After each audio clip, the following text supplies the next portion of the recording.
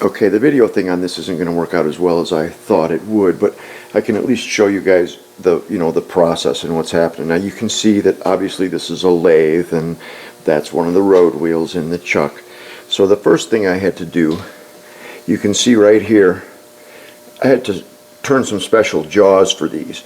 Because it has this flange on the back, I didn't want to chuck just on that flange. I want to be chucked on the surface where the tire will actually ride.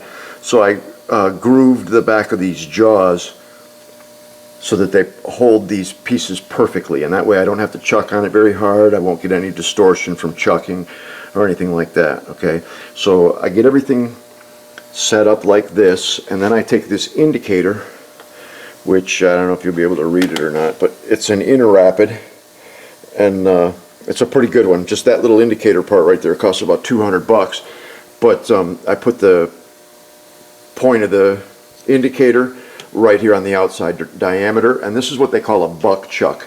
These little holes right here allow me to move this chuck around to indicate everything so that it's running completely true, which this is now, and they're usually pretty close after you bore fresh jaws like that.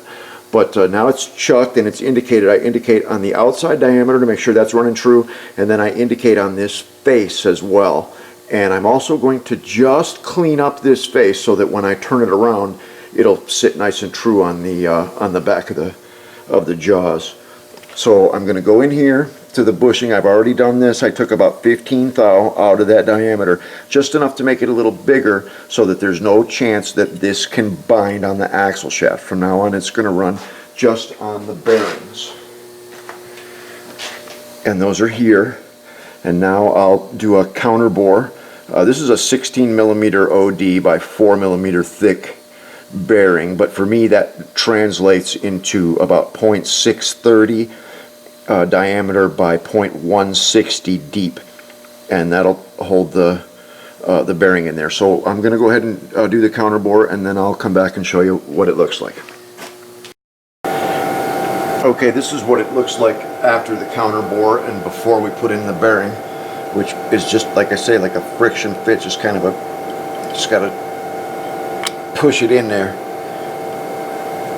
and now she's ready to go. These will be trapped by the spacers on each side. Now the spacers behind the wheels, I'm not going to do those today. That's going to be a lot more work than I thought. I'm going to have to do each spacer individually to set the road wheel in the proper place on the track. Like right now the front wheel is too far to the outside. It's almost rubbing on the inside of the outer part of the sprocket. So I'll change those, and the plan there is to remake the spacers. Right now they're using aluminum, and it's much too big. The ID on the spacer is like almost 1/8 of an inch bigger than the OD on the shaft it goes on, and that's why I'm going to use this. Okay, this is stainless steel, and it's just a piece of bar stock. I'll need about 8 inches of it, and I'll drill them out to just the right size, and then I'll turn them down, and then I'll part them off, and that'll give me my spacers. And I'll take those to the back. You know, I just had a thought, man. Stainless is non-magnetic. That might be a problem for grinding these. I might have to use regular steel, but then I got to worry about rust. I don't know. We're going to have to give this some more thought. But the plan is to cut the spacers, cut them maybe 15 or 20 thousandths long, and then fit each one to its axle by taking it in the back and putting it on the surface grinder.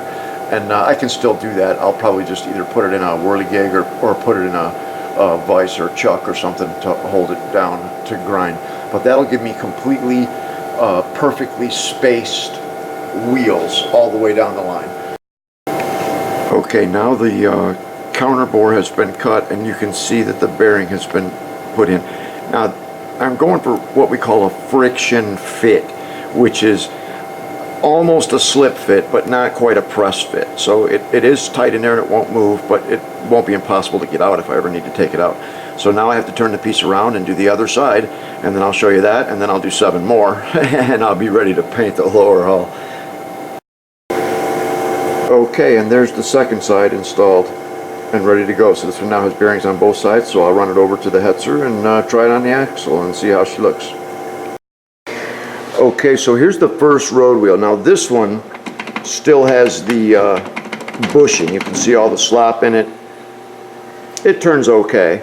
This one has the bearing, has very little slop. Spins just real nice. Look how smooth that spins. I know if I hit it like that, it'll spin for a long time. This one on the bushing will not. See how fast that stopped? The other one's still turning. So that's one. 7 more to go. Okay, so now we're home, and all the wheels have been temporarily reattached, and you can see that with those bearings, they spin real nice. That noise right there, that's the next thing that has to be addressed. The spacers that are behind these wheels, I keep telling you, they're just aluminum tubing, and they're not really the right size. Let me see if I can find it. Here we go. Here's a good spot to. All right, you can see the in between the bronze of the bushing and the arm is that aluminum spacer right here. This spacer right here, and these are not the right size currently. Man, those spin nice. But I'll replace those probably with stainless steel of the proper inside diameter to match the shafts, and I'll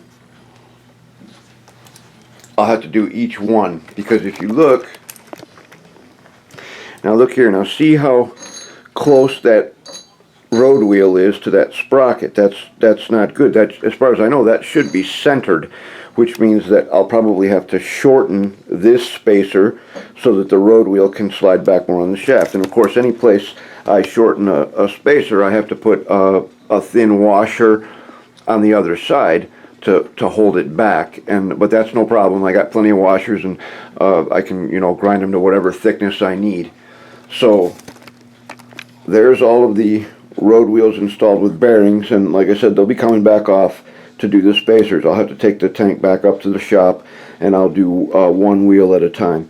Took me about 2.5 hours to do all the bearings in the road wheels, and I expect a similar kind of time frame when I do the spacers. So that's where we're at for right now, and when there's more progress, I'll let you guys know. See you next time.